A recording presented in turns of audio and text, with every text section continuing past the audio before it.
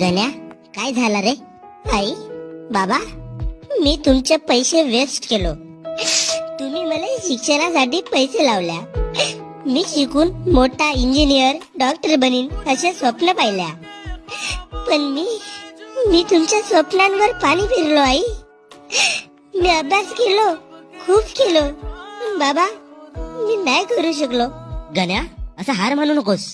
अबे काय झाला? तुला हे नाही जमलं तर तू दुसरं काहीतरी कर, प्रयत्न नको सोडू. बाबा, मला कुठेतरी जाऊन जीव देऊशा लागते. बाहेरून घरी येवाची इच्छा नाही होत. लोक मला काय म्हणतील याचा विचार करत करत मला जग सोडून जाऊशा लागते बाबा. गण्या, असा नको बोलू रे. ते लोक नाही येत आपल्या घरी पोचाले.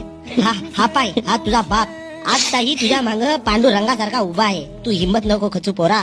बाबा, तुमचा मित्र तुम्हाला घरी येऊन सांगत होता ना का तुझा पोरगा मुंबई पुणे मधून शिकून आला आणि आता गावी येऊन घरी बसलाय.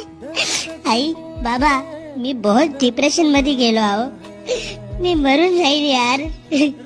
गण्या, लोकांचा कामच आहे दुसऱ्यांच्या घरी आग लावली. हे 2-3 आलेले अपयश तुझी जिंदगी नाही ठरू शकत बाबू.